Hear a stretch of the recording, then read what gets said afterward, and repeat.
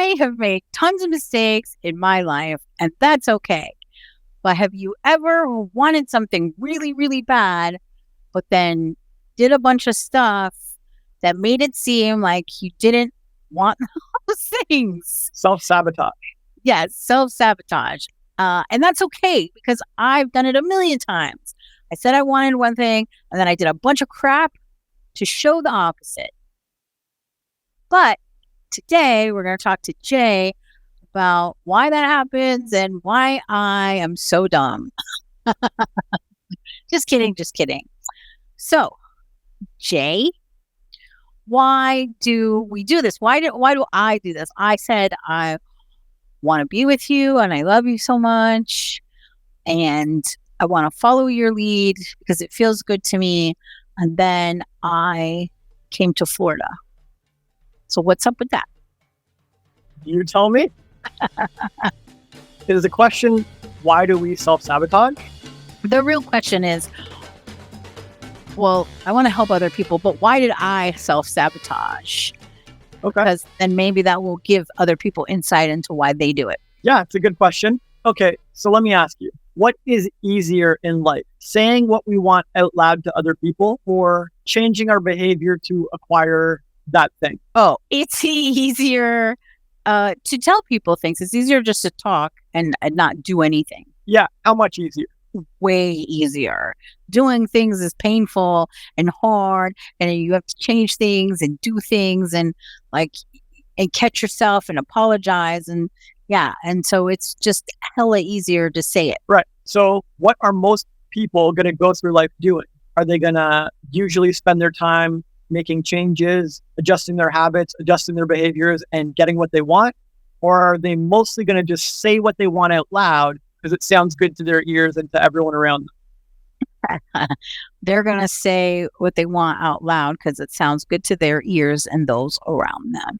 Right. I could find a new client tomorrow and ask them what their goals are. And they're going to tell me something like, I want to make $1 million.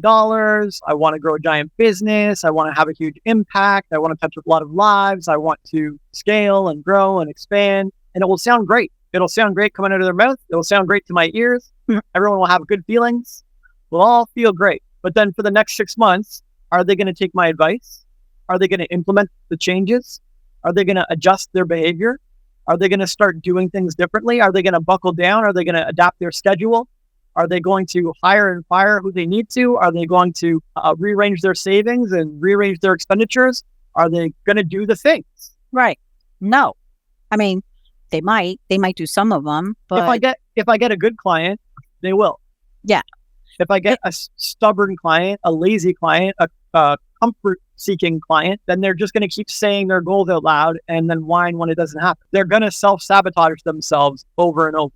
Yeah, I totally agree. So, I think a lot of people, and me included, it's just easier. It's easier to be like, oh, well, I knew I couldn't do it, or, oh, well, I knew this wasn't going to happen, or, to before you even try to kind of blow it off.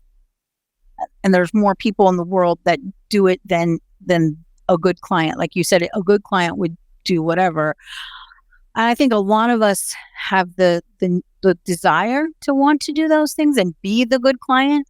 But then when push comes to shove, we don't. We're not. Sure. Same thing in a relationship. If you see some couple and the guy keeps saying, oh, I'm going to give up alcohol. Oh, I'm going to do more around the house. Oh, I'm going to be there for you more. And he promises it over and over. Doesn't it sound good to his partner? Yes. And doesn't it sound good to him? Yeah, because he says he's trying. Like to him, in his mind, when he says it, this is a way of trying, and not actually doing, but it makes him feel better.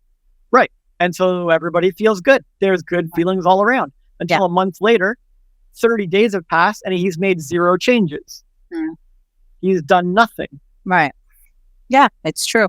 And it looks like he has self-sabotaged. Yeah. And so I have experience with people like this. And usually it's, I tried, but I couldn't. I Yeah, you wasn't told me able that many to. times. Yeah.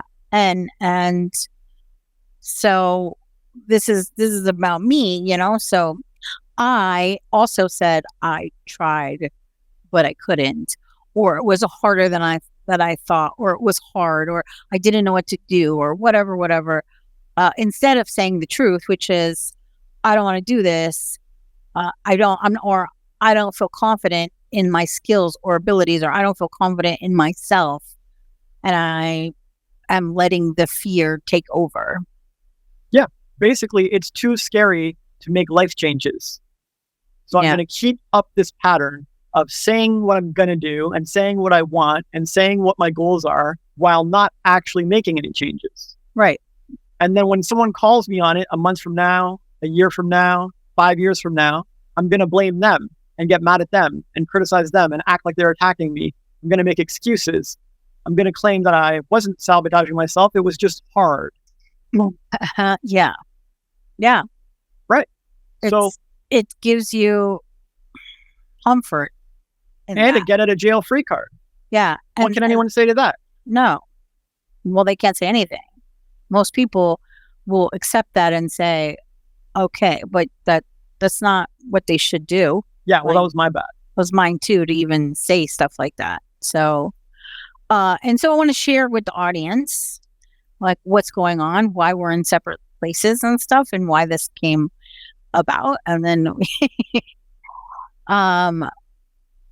so there's a lot of detailed and nuances to it, but the basics is that I agreed when I got in this relationship and this partnership with Jay that or with you, because I'm talking to you, sorry, with you, that I would follow your lead. And some people would make faces and be like, but I knew going into this partnership what you wanted and how you wanted your partnership to be. And I was on board and I said yes. And I agreed. And it's what I wanted. And I did not let you lead once in the relationship. I tried lots and lots of times to have my way and make secret plans and do lots of things. And those of you who are paying attention, you might have noticed that we skipped a week of posting, which we've never done, because there was a lot of drama and a lot of things going on. And so, and it was all my fault. It was all my bad. Because if I say to you, I want you to lead, but then I do the things that don't allow you to lead. So what does that mean? What does that say about me? Does that mean I don't want you to lead and I'm lying to myself? Does that mean I don't know how to let someone lead? Does that mean I'm afraid to let someone lead or let you lead? What exactly? So these are a lot of questions I've been asking myself over the last week or two, because this stuff all happened super quick for us. And so what I realized is I very much want you to lead, but because I've never seen how that works full time, when the roles were switched in a different relationship and I was the leader, I never thought twice and I just led everything because nobody would take that responsibility. And so now I gave that to you and I still wouldn't let you do it. And so that was my bad. And so I don't know how to let someone else lead. I have a history of self-sabotaging and saying one thing and then doing another. And this is not the most easiest thing for me to admit and talk about. But here I am. And so hopefully everyone learns from my mistake. And I'm sure there's more to it that I haven't thought about that you could probably help me with about why I've done this and whatever. But things are okay with you, with us, because I admitted all this stuff. I apologized. I admitted all this stuff. And now you are in control and in the lead. And I am learning now how that works for us and how to do it. So sorry, I tried to be concise about all that, but I don't think I did a good job because I have a bunch of questions that came up while I was talking and I'm trying to remember them at the same time as sharing. So please forgive my inconciseness, if that's a word. And so Jay, I would like to know what your thoughts are on your side of what I just talked about. Like, how do you feel? Awesome. That was great sharing. And most people would not have the courage to admit any of that stuff. I should point out that another trick that people use to self-sabotage is to admit things that make them vulnerable, admit mistakes, and then stop there. They're like, "Oh yeah, that was my bad. That was a big problem." Yeah. Yes. But they use that as a way to get out of the conversation and to not actually make changes. So, although I'm praising you for your awareness and admissions, I want to warn everybody that this is a very easy trap to fall into or manipulative trick to use to avoid actually changing. Agreed. So be careful. That's a great point. Thank you for mentioning that. Yeah. And the reason that things are still okay between us is because you convinced me that you made a change. And even now, like, I could have just been tricked or swindled or convinced or persuaded of something that's not true. Like, I could have just been tricked. Like, because seeing through people's self-sabotage and seeing through their lies is a skill, and I might not be good enough at it. I might be too naive. But I believe I assessed things correctly, and I felt your change, and I believe it will continue forward. But again, it's another thing to watch out for when you're dealing with someone who self-sabotages. Is a lot of times they're very good at persuading people, of convincing people. They have a lot of practice at getting out of yucky conversations while avoiding personal change. It's kind of their thing. Self-sabotagers have a superpower, which is avoiding personal change, no matter who calls them on what. Right. So yeah, those are two pitfalls to watch out for. And I know I didn't share my feelings on things like you wanted, but it's because I wanted to get those two pitfalls out there so people can keep an eye out for them, whichever side of the self-sabotage they're on. No, it's great. I love that you brought it up because it's true. I've experienced this on both sides, where I was just like, yeah, I'm sorry, my bad, and I had zero intention of changing anything, and had that heaped on me for 15 years with, in a different relationship. So, and for me personally, doing that is not helpful, because even if we're separated, I can't be that kind of person for myself, for our business or my business or my kids. Like, I want to be a good role model for them. And so, like, teaching them that they can say, my bad, I'm sorry, and then that's it, is not good enough. So I really want to make a lot of changes so they see how to do it. So I'm really glad you brought that up. Yeah, I love it. One of the best ways you can be a role model to the next generation is to make a lot of personal changes. Yes. Right? If you make a lot of personal changes, your kids will learn how to make a lot of personal changes. If you never make changes and you're stubborn and closed and narrow, and you're constantly squirming out of difficult conversations or difficult behavioral change, then they'll pick up that and they'll become people who never change. True. Yeah. So good on you. As for how I feel about all this, I don't usually consider my feelings that relevant. Like, it is what it is. Reality is reality. But I generally feel good whenever people take ownership of their stuff and make changes, right? That's right. Enough. That's elevating ourselves. That's uplifting ourselves. That's being better people. So even if it's a small amount of that, I'm thrilled. And if it's a large amount of that, I'm extra thrilled. The main thing for me is that I'm more able to see through people's self-sabotage. Because this is a very important skill to have. And I've got a lot of practice at it, and I've gotten better at it. And even if I'm not perfect yet, it's still a game changer for navigating life. You need to tell if your clients are going to change. You need to tell if your kids are going to change. You need to tell if your spouse is going to change. And you need to be able to tell if they're going to squirm out of that change over and over.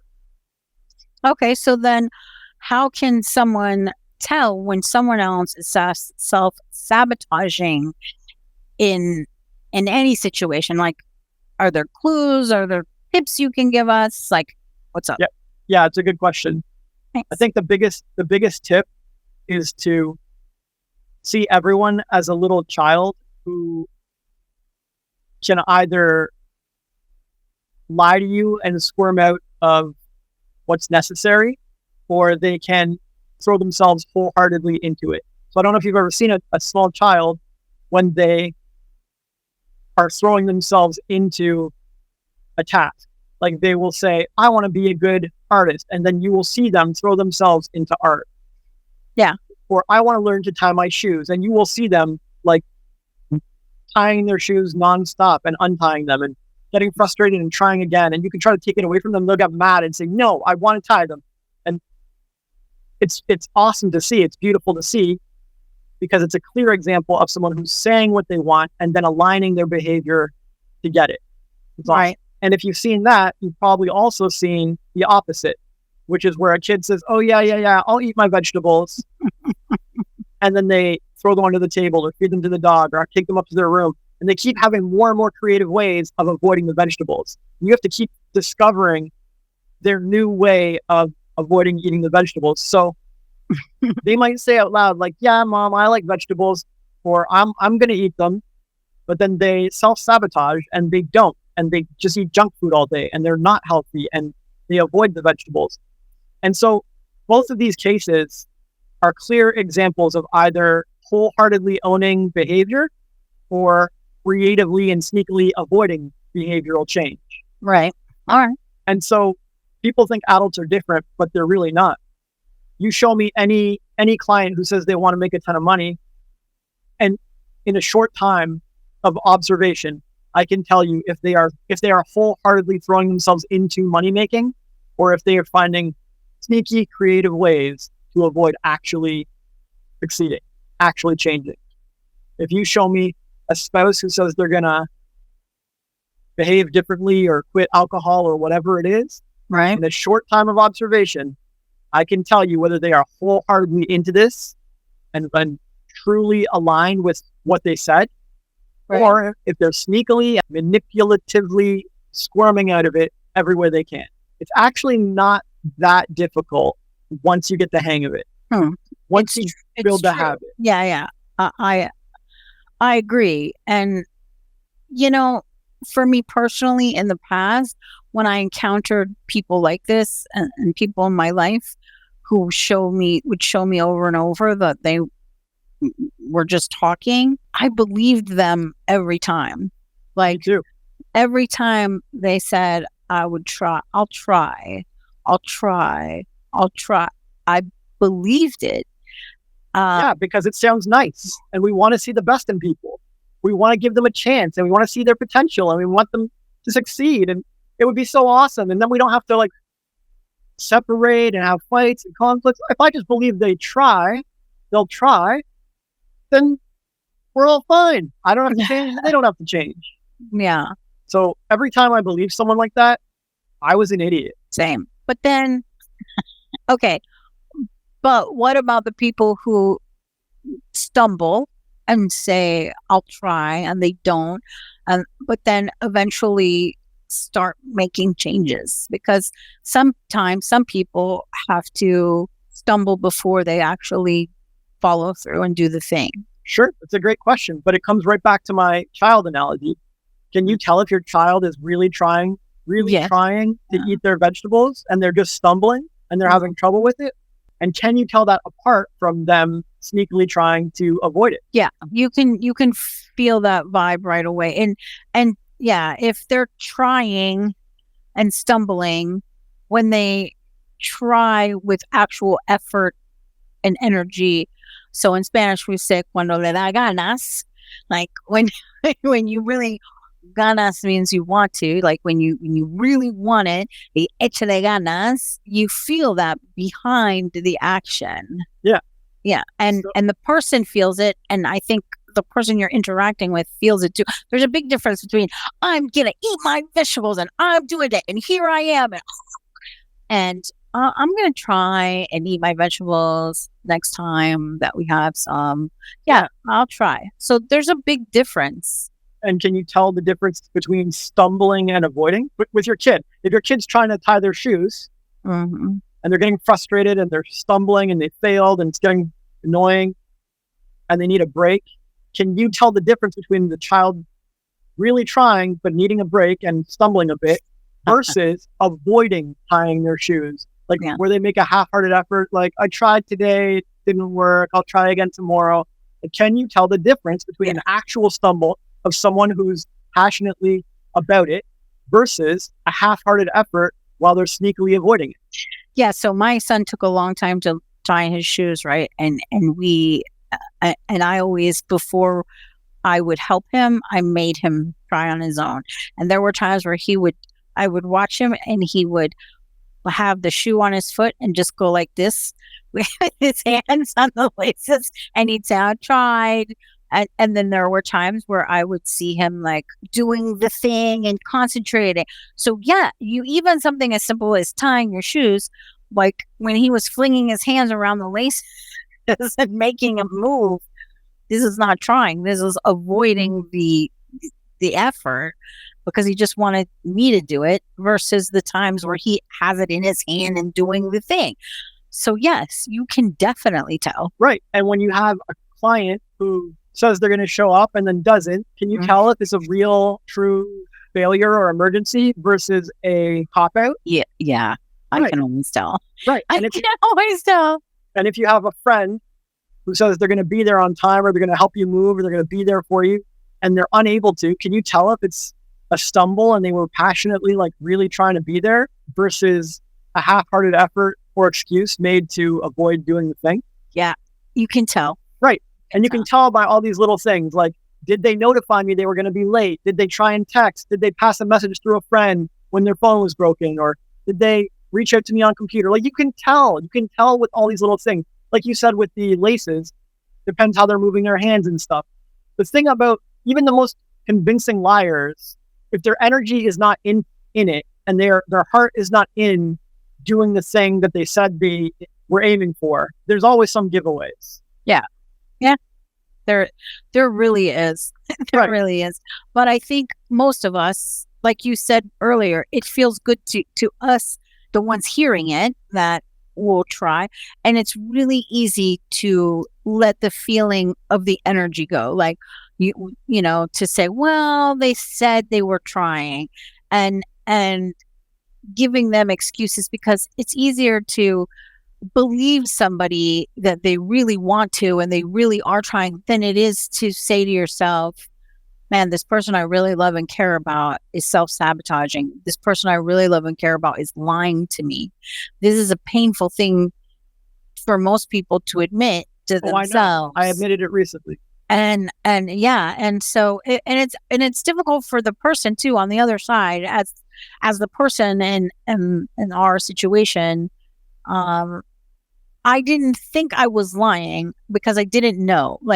No, because you had the same habit all self-sabotagers have. They habitually squirm out of change and conflict and difficult conversations and growth and new habits constantly, like habitually, as a way of life. Yeah. And also when you're telling yourself, when you don't know that you're telling a lie, when it comes out and you realize that you have been lying, it's easy to make yourself feel better because, well, I didn't know. It doesn't change the fact that you still did it, but telling yourself this makes it less painful, right? Sure, that's fine. And for the person being lied to too. That doesn't mean it's right in any way or like this is not a great thing, but still. Sure, we can't change what we don't know, so we're not really responsible. So it's very freeing. Oh, it's not my fault. I'm not responsible. I didn't know. And that's fine. Like, of course, people can't change what they don't know. Yeah, but here's something I learned during all this, right? I learned that if I don't know something, it's on me. It's not anyone's fault. Right. It's on me. To figure it out, to find out, to cure your ignorance. Yes. it's on me to be self-aware enough to know that there's a lie. I'm, especially me, like I can't speak for everyone else, but for me, I can smell someone's self-lie.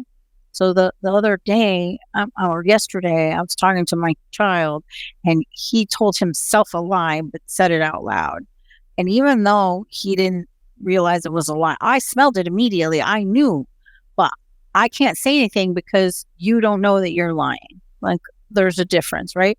But if I'm so in tune when other people are lying, and even if they don't know, then it's my bad that I'm not in tune with myself, because I should know myself better than everyone else. And it's not okay that I say, oh, I can smell a lie on everyone else, but I can't on myself. So that means that I haven't turned it into myself or tuned into my own self to know. And so this is totally my responsibility. So being self-aware goes deeper than, oh, I know I have these problems and I have to change it. And so for the last few years, that's been my attitude as well. I know I have these things wrong with me and I know I have to change them, and I am changing them. But self-sabotaging on the way. But as I'm doing that, I'm going to self-sabotage. Oh, and I'm also unaware of the level and all the things I'm lying to myself about. So it's okay.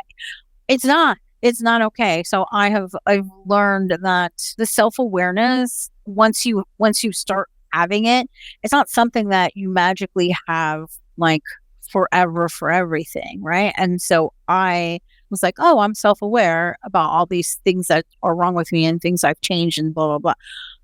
But I haven't worked on self-awareness itself. And so this is one big thing I have learned throughout this whole thing, is that I am a self-sabotager, and that I have to improve my awareness of myself so that self-sabotageness doesn't ruin other things. Absolutely. Because I can't even put my fingers close enough, hair's width away from losing everything I worked really hard for getting and changed my life for. And I love you deeply, and I never ever want to ruin things because of something that I could change. Yeah, that's kind of crappy. I love you too. And none of us want to lose things that are precious to us, knowing full well we could have avoided it or changed it. That's weird. That's embarrassing. It's like, what? Why would you do that? When we play League and I die and I'm like, dude, I had all my spells up. I didn't use a potion and I just stood there and let them all kill me. Like, what? It feels bad. Like I had tools. Bad. I had the tools. I had the resources. I had the path. I had the channel. I had the approach. And even if it didn't work out fully, like, I'm more annoyed that I didn't even try and use the tools. Yes. Yeah. And same for relationships and same for business. Yeah. It's a salvageable thing. And you stood there and let it just be destroyed around you because you wouldn't lift a finger. Sorry, that feels shit. It does. The same goes for having a lot of resources. Like you have time and you have space and you have an apartment and you have some funds or some savings. And then 1 or 2 years goes by and you haven't accomplished much. And it's like, what did I use all my stuff for? What did I use all my resources for? Like there are people in developing nations who would have killed for what I had and used it super well. And I just squandered it. And it feels bad. Like it feels bad anytime there's a preventable mistake, a preventable error, a preventable loss in our lives. And we look back and we're like, I totally could have salvaged that. I totally could have saved that. I totally could have done more or better. I just self-sabotaged myself. I think that's why you and I have a history of having people come back into our lives because they leave and then realize, holy crap, I could have fixed that. I could have made that not happen. And then they come back and kind of half-ass try. And then when they see there's no, like, we're like, yeah, whatever, they leave again. Because, like, I think if we have, like you especially, every single person that has ever left comes back. And I think if those people realized it faster and took care of it, like came to you and were like, I'm sorry, whatever, can you please help me so this doesn't happen again? I have a feeling that you would be really open and receptive to that. Totally. So, Just step up and admit the error and fix it, right? Just ditch the self-sabotage, change your behaviors, and crush life. Get the things you want. If you say you want me around, then behave in a way that keeps me around. If you say I want someone else around, then go be a match to them. But really, it all comes down to behavior, actions, habits, choices, very physical things. The words are not it. It's not really about it. right. Even when you do use words like to apologize or something, it's more about the energy behind the words and the attitude behind the words. When you first realized that something needed to change, you gave me a whole bunch of like nice words, but like half-assed energy. It was like, okay, I'm Yeah. sorry. Fine. Yeah, My fine. bad. You're right. And it's like this is not the energy of someone who's making change or someone who's acknowledged the problem and is wholeheartedly applying themselves. Right? This is the child trying to avoid eating their vegetables. And so it's super important in life that we face reality and we see people's actions and we let them show us who they are and where they're at and which stage of life they're at. And if they are self-sabotaging, that we spot that. And the way to spot it is through observing their actions and putting little to no care onto their words. Like if they say, I want to be a billionaire, it's like, great. Those are some nice words, but now I'm going to watch your actions for the next month and we're going to see. Right. Right? Yeah, I totally agree. Yes. Yeah. Or if Okay. someone says, I want to be beach ready, like I want to have a bikini body. It's like, okay, that sounds amazing. That's a wonderful goal to speak out. I'm very proud of you. But I put very little care onto your words and I'm going to observe your actions for the next month. Mhm. Yeah. Did your schedule change? Did you wake up earlier? Did you head to the gym? Did you do body weight exercises? Did you take up swimming? Did you change your diet? Did you start prioritizing it? Did you tell people I can't come to your party because I have to work out? Like what actions am I seeing here? Is it the actions of someone who is wholeheartedly aiming to get that bikini body? Or is it the actions of someone who says nice things out loud, then self-sabotages and squirms out of all behavioral change for years to come? Right. Yeah, that's this is the key. Like looking, and people always say, actions speak louder than words. But I think it's become people just kind of blow it off. Yeah, actions speak louder than words. But are you looking at all the actions, not just like, did he bring me flowers or does he call me or whatever? No, like deeper actions of. Because how you do the small is how you do the big. I've said that like 60 times in the last 2 days with the kids because they don't understand this. And this was a really important lesson for me that you taught me. And if somebody self-sabotages on something small like their breakfast, they say, I want to be healthy and I want to eat healthy, but then they eat a giant sack of pancakes smothered in butter and syrup. Their actions are telling me they don't want to eat healthy, but we blow that off a lot, these things because they don't matter as much. Oh, they matter. In quotes, exactly. In quotes, matter as much because it's just pancakes. It's just breakfast. No. How you do the small is how you do the big. If you're lying to yourself and other people about your breakfast or your clothes or like things you're giving away to people that belong to other people, but what? Like I didn't do anything wrong. I just lied. Like how you do the small is how you do the big. If you lie about little stuff, you lie about big stuff. If you self-sabotage on the little stuff, then forget it. You have no hope with these big things.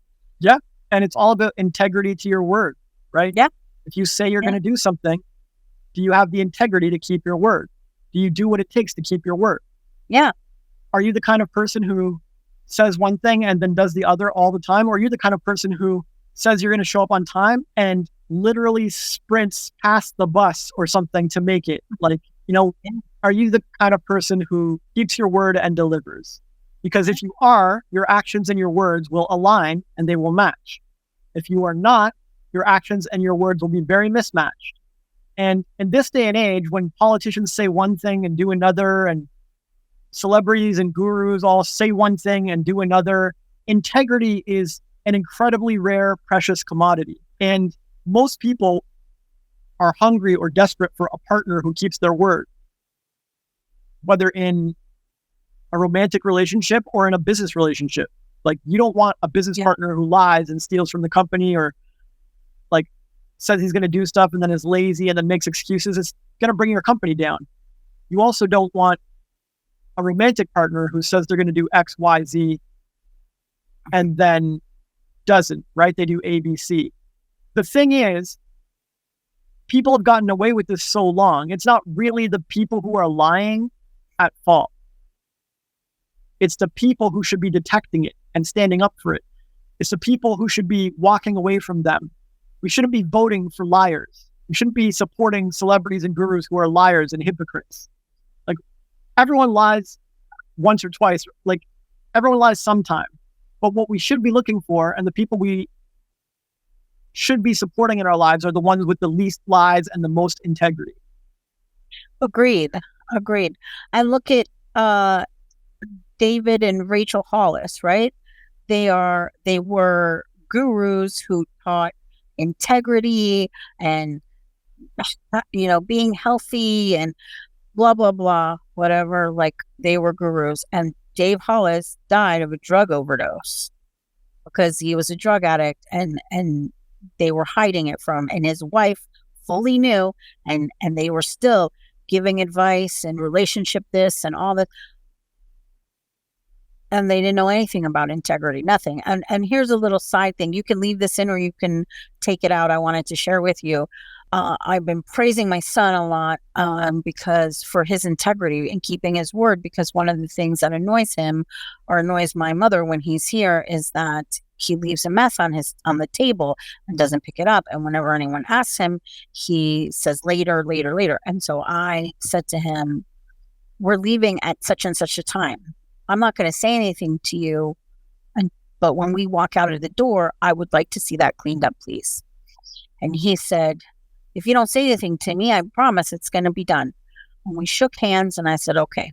And we go to walk out the door and I look and he had cleaned it all up. I shook his hand and I told him, dude, you kept your word. I am so proud of you. That is the way I like to see you be. And he said, I just don't like it when you guys tell me to do it right now and do it this and do it that. So now we have a new system that I'm going to tell him a time. And then I won't say anything after that and believe that he'll fix it and have it done. And that's just one example. He's been stepping up and it's really nice to see. And just in this last day or two. So anyway, keeping your word is something that I thought it was a bigger deal to keep my word to the people around me than it was to keep it with myself. And you taught me that if I can't keep it with myself, I can't keep it with other people. How you do the small is how you do the big. And this is part of it. So, and for me, that comes back to being a self-saboteur, because if I'm lying to myself or pretending to be something else, or it's okay because you won't know. Like, I could come here and eat a bunch of junk food. You'll never know. How would you know? But I know the kind of person I am and want to be. And so I have to do the things to make the changes to become the person I want to be. And I've learned so much from you how to do this. And so one of the reasons I wanted to talk about it today was because we just experienced it and we're in different countries again. But also because as close as we are and as much work as I do on myself and helping other people, this was something that I hadn't realized. And so if I didn't realize it, and I'm surrounded by personal development and self-help and mental health help all the time, then how many other people out there have no idea they're doing this? So how can we recognize this in other areas, not just the important areas, maybe like practicing on smaller things? How can we recognize it faster? Yeah, it's a good question. Thanks. I agree with you. Self-sabotage is one of the most common obstacles people face, and it's one of the least addressed by self-help and personal dev gurus. And there's really two ways you can tell if you're self-sabotaging. One, you can look at your results. If you struggle to make money for years, I guarantee you're self-sabotaging. You promised yourself something and you didn't keep that promise. You said you were going to wake up early today and you didn't. You said you were going to go for a walk and you didn't. You said you're going to eat healthier and you didn't. You said you're going to reach 10 clients and you reached one. Like, I don't know what it is. Like, I don't know everyone's lives, but if you say, I want to make money, and you struggle for years, there's no one holding you back but you. You are self-sabotaging. If you say, I want to hook up with that guy or that girl, you have your sights set on them, and they like you back, and you have ample opportunity, you're hanging around them for years, and you are unable to get together with them for years, chances are you're self-sabotaging yourself. You know what you need to do to get that person. You know what they like. You know what they're into. You know how to be valuable to them. You know what check boxes to check. You know how to change yourself or adjust your behavior to become closer to them. And you also know how to push them away. And you know what pisses them off. And you know what annoys the hell out of them. If you have not gotten closer to your goal substantially, fulfillingly, satisfyingly, if you're not feeling good about your progress, guaranteed you're self-sabotaging yourself. You haven't done what it takes. If you want that hot body and you don't get it for years and you lose weight slow and you exercise slow and blah, blah, blah, blah, blah, you're going to come up with a million excuses for it and a million reasons. You're going to tell me about genetics. You're going to tell me about environment. You're going to tell me about circumstances. You're going to have a million ways to avoid it, like a kid avoiding their vegetables. But all it really comes down to is, just like a kid, if you really wanted something, your heart would be in it and there would be no excuses and you would not be self-sabotaging. You'd be finding ways to get it. Kids find creative ways to get whatever they want and there's no self-sabotage in it. And we were all kids once, so that's still inside us. So that's trick number one for discovering if you're self-sabotaging or not. Just look at your results. That's great. I love that. So I spent years trying to teach people how to be a better human. I wanted to teach them to be abundant. I wanted to get them out of scarcity mindset and into abundance mindset. I wanted them to trust the universe and trust life and be loving. And pretty much I failed and struggled with all of that. Every partner I ever had always caved to fear. They never stayed with love. They failed to be as abundant as they could, or as abundant as I was teaching that they could. And so I struggled for years. So why did I struggle for years? Is it because of them? Is it their fault? No, I was self-sabotaging. I was sabotaging myself. Yeah. My failure, my behavior, my approach, my attitude, my blind spots, my ignorance is what caused that. And when I finally figured it out, I changed. I made a change. But it would have been nice if I was aware and I made a change earlier. If I didn't need 5 years of struggles or 10 years of struggles or 20 years of struggles to realize that I was sabotaging myself in this area. But there you have it. I can look at results and know. Well, I just want to real quick say that's pretty honest of you. And that's pretty vulnerable thing to share. So thank you. I appreciate it. Well, my pleasure. Generally, admitting flaws once I recognize them is personal strength. I generally have no problem admitting any of the most embarrassing, vulnerable, shameful flaws I've ever had, but only if I am aware of them. If I'm blind, if they're a blind spot, or if I'm ignorant or I'm not aware, then I won't admit them. But well, yeah, makes sense. But I have a philosophy that whoever admits they're wrong first wins. I live by that. I swear by that. And I have a lot of practice with that. And so I generally will just admit I'm wrong about anything as soon as I recognize it. Agreed. So yeah, I'm glad you like that, but admitting that is nothing to me. So I know, but it was more for the audience too, right? So there's a lot of us out here who struggle with admitting that, or they can admit it to themselves, but to share with someone else is really hard. So this isn't, and on our channel, I've done nothing but admit all kinds of crap. And it's nice to see that you also have issues and you share them too. And I think it's important for our audience, for you, for me. And so that's all. I just think it's really great that you do that. And it's not just Sin sharing her crap and being crapped on and you're awesome and perfect, because that's not how the reality of this situation is. But and there are people that could see it like that, but that's not really how it is. And I really appreciate when you share. Oh, my pleasure. Everyone's got flaws and issues. It would be weird to think that either one of us was perfect. Anyways, the second trick to tell whether you're self-sabotaging or not is your emotions, your feelings, moment to moment. Because sometimes we don't want to wait for 5 years of crap results to realize we're sabotaging ourselves. Yeah. So all of us have an internal monologue. We have internal thoughts. And sometimes we think to ourselves, I want to do X, Y, or Z. Like, I'm going to wake up early tomorrow. As soon as we have that thought, that intention, I intend X, deep down in every human being's soul, we know that X should happen, probably sooner than later. Right. Right? If your son intends to tie their shoes, deep down they know I should get this. Everyone else does it. I can do it too. I should get this soon. Like, I expect to get this soon. Not should, but I intend it and I expect it. Right.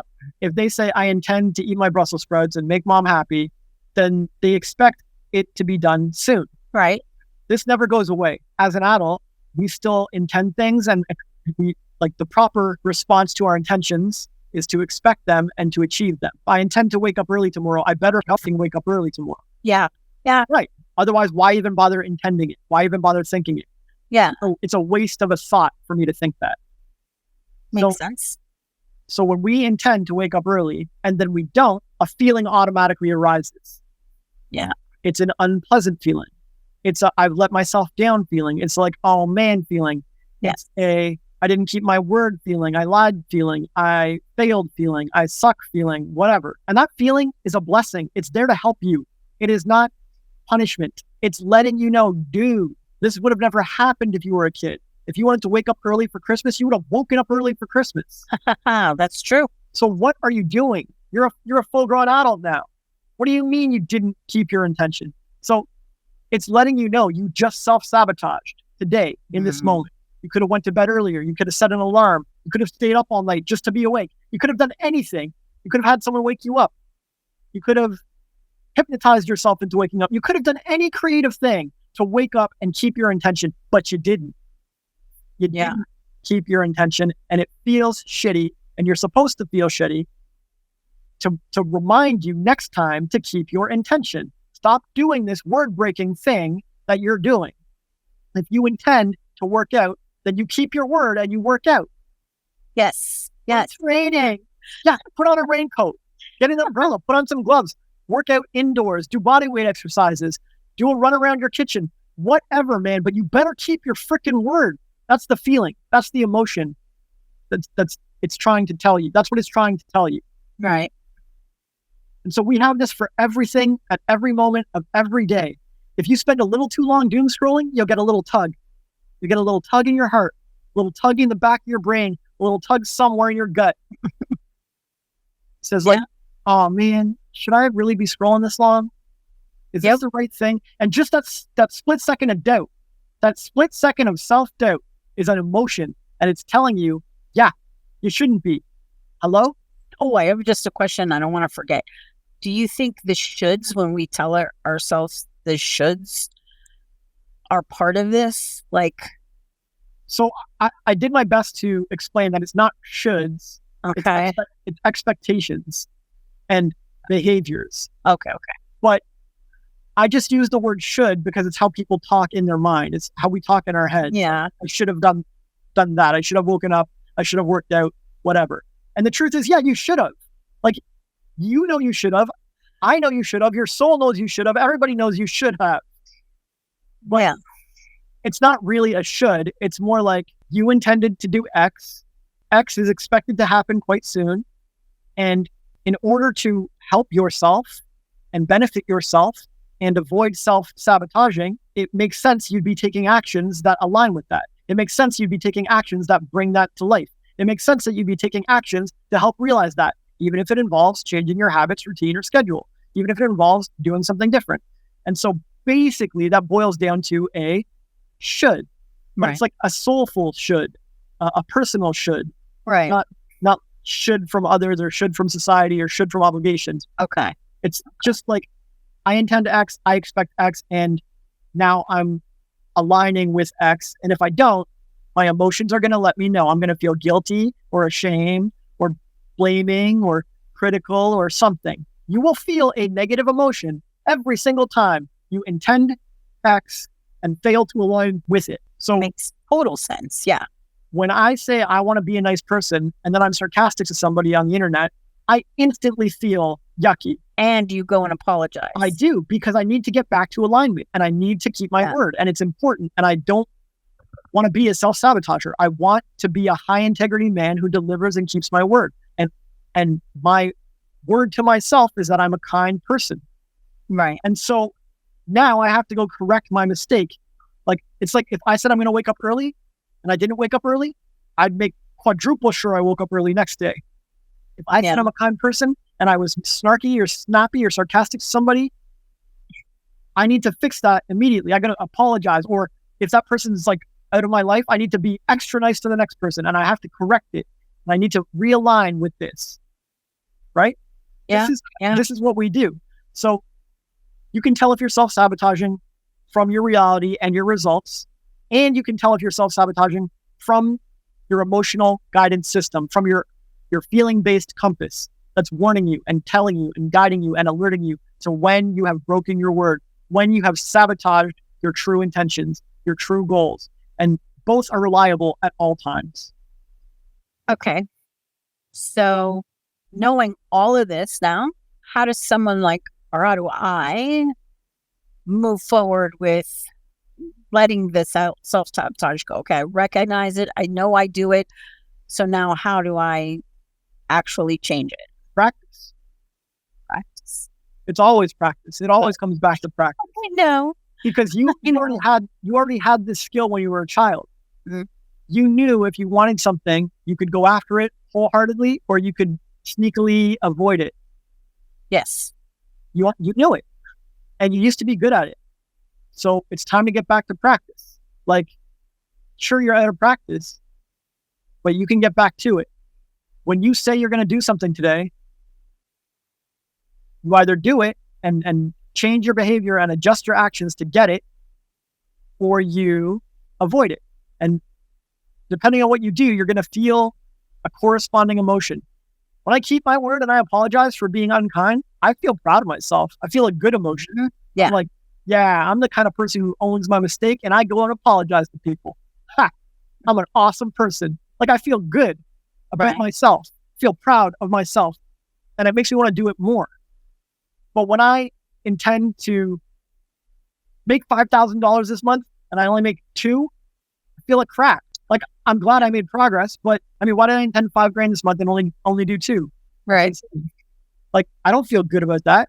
And I got to fix it somehow. I got to sell something right now. Like, I can't let this go. I have to align with my intentions. Worst case, I do better next month. Like, I'm extra focused and extra passionate and extra clear. If I intend to show up on time to meet a friend, I ain't showing late. I'm showing up early. And then I feel proud of myself and I feel good. And if I show up late, I feel crunchy. I feel yucky. I don't like it. Right. And I tell them straight up, dude, this is my bad. It's my fault. I'm sorry if I put you out of your schedule. If you have to go early and we only get 5 minutes together, that's on me. You know what? I do whatever it takes, right, to align with my goals. And this is the attitude every human being should have. I do what it takes to keep my intentions, big or small. I do what it takes to keep my word, big or small. You will see me go to insane lengths to keep my word. Once I was helping somebody move and the elevator was jammed, so I just ran up 22 flights of stairs. He's not lying. I was there. I was like, what are you doing? And because you kept your word. Yeah, and after that, she mistreated me and blamed me for some bullshit. And I'm like, I ran up 22 flights of stairs for you, but whatever. It doesn't matter. I kept my word. Like, I did the right thing. I could have used that as an excuse, like, oh, got trapped. Elevator was down. Guess I couldn't help move. You guys moved all the couches already? So sorry. Like, a lot of people would just take that easy way out. Yeah.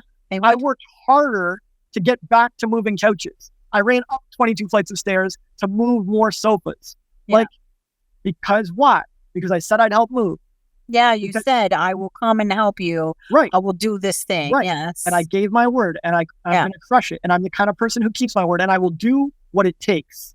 And if people fuck with me, if life messes with me, they're in for some trouble, because I will do what it takes. I've walked away from celebrities. I've walked away from people while homeless. I'd rather be on the street than give up my integrity. I know what's right. I have my intentions. I have my goals. I'm moving towards them. I know the path towards them, and you won't catch me self-sabotaging them. Well, man, now I want to say, and that's why we call our book and this podcast, Eyes Wide Open. That was really good. Like, that was a beautiful ending.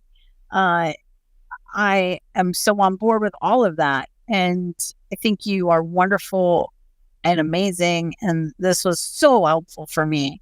So super helpful.